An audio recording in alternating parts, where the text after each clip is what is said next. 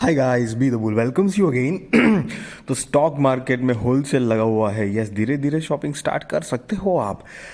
अगर इसका मतलब समझ गए तो आप समझ चुके होंगे कि यस, बहुत सारे स्टॉक्स हैं जो अपनी ऑल टाइम हाई से थोड़े से कम प्राइस में मिल रहा है, या यूं कह लो डिस्काउंटेड प्राइस में मिल रहे हैं। अगर आप चाहो तो आपके मनपसंद कोई भी स्टॉक हो, जितने भी स्टॉक्स हो, आपके फंड के हिसाब से आप धीरे धीरे धीरे अक्यूमुलेट कर सकते हैं, या तो फिर आप चाहें तो फ्रेश बाइंग भी कर सकते हो। लेकिन एक बात का ध्यान रहे कि धीरे धीरे करके अगर करना चाहते हो तो उसके बारे में सोच सकते हो। एक बारी का लमसम अमाउंट मत लगाइएगा, क्योंकि हमको किसी को भी पता नहीं है और ना ही होता है कि मार्केट एक्चुअली कब तक और कितना करेक्ट होगा। क्योंकि जब ये लास्ट 2021 सितंबर और जुलाई के बाद जब मार्केट ने वापस रफ्तार पकड़ी थी एक तेज़ी की तरफ, तब बहुत सारे लोग थे कि सबको लग रहा था कि पिछले करीब करीब एक साल से जो करेक्शन का दौर चल रहा था वो अब ख़त्म हो चुका है। लेकिन हालांकि मार्केट ने फिर एक बार अपना रुख बदल दिया है और फिर अब वापस से शायद गिरावट हो सकती है, या यहाँ से मार्केट ऊपर भी जा सकता है। बहुत ही ज़्यादा मिक्स सिचुएशन है, क्योंकि गाइज यहाँ से प्रिडिक्ट नहीं कर पा रहे हैं कि मार्केट यहाँ से ऊपर जाएगा या और करेक्ट होगा। बहुत सारे लोग जो है, रिटेल इन्वेस्टर हो या कुछ भी दूसरे कुछ एफ आई आईज या डी आई आईज हो, वो भी अपना माल धीरे धीरे बेच रहे हैं। मतलब पिछले कुछ दिनों के रिकॉर्ड अगर देखेंगे तो उन्होंने भी माल एवरेजली बेचा हुआ ही है।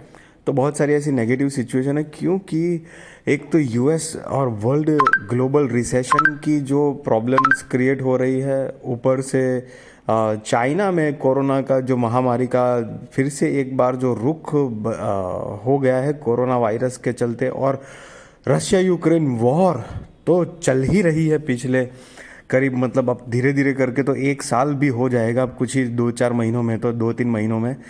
तो मतलब इतनी सारी ट्रबल्सम एक साथ मार्केट में हो रही है, और उसके बीच में हमारा इंडियन मार्केट, हमें इतनी प्रॉब्लम नहीं है, ना ही हम रिसेशन के दौर में दूसरी कंट्रीज़ की कंपैरिजन में इतने ज़्यादा है। बट फिर भी पता नहीं, ऐसा लग रहा है कि कहीं ना कहीं हमको दूसरे यूएस है या वर्ल्ड इकोनॉमी कि यहाँ जो रिसेशन है उसका खामियाजा शायद भुगतना पड़ सकता है। क्योंकि हमारे यहाँ पे तो एज सच रिसेशन या कुछ ऐसी चीज़ या एक्टिविटी बाहर जो दिखती है उसके हिसाब से तो डेफिनेटली नहीं है, और ना ही दिखाई दे रही है।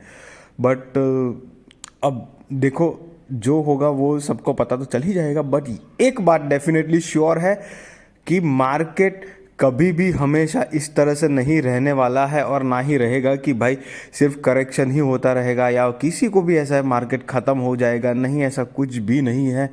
2007-8 की मंदी झेल चुका है, फाइनेंशियल मंदी झेल चुका है मार्केट। ये कोरोना झेल चुका है, बीच में वापस कुछ बड़ी घटनाएं हुई थी वो झेल चुके हैं। मार्केट ने हज़ारों ऐसे झटके झेले हुए हैं, और उसके बाद भी मार्केट आज ऊपर की दिशा में ही है। तो अगर आप इन्वेस्टर हो और इन्वेस्टर के हिसाब से आप सोचते हो, तो डेफिनेटली आपको कंपनी के फंडामेंटल्स और बिजनेस सोचने चाहिए, और आपको डेफिनेटली मानिए कि उसका रिटर्न मिलेगा ही मिलेगा मार्केट से। मार्केट ख़त्म नहीं हो रहा है और ना ही ख़त्म हो जाएगा, इस चीज़ का प्लीज़ ट्रस्ट करिए।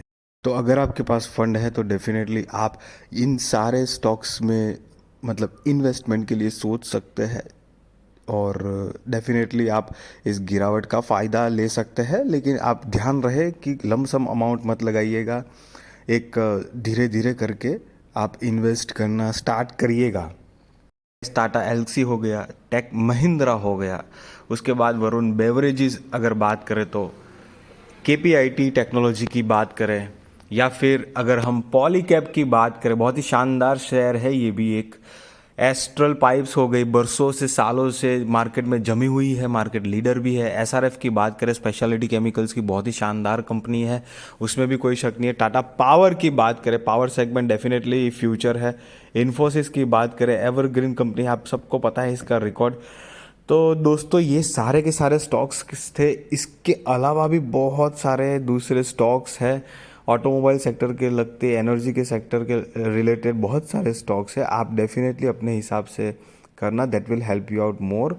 बट मेरी तरफ से आप कुछ स्ट्रॉन्ग मुझे जो लगता था तो मैंने आपके सामने रखे हुए शेयर्स।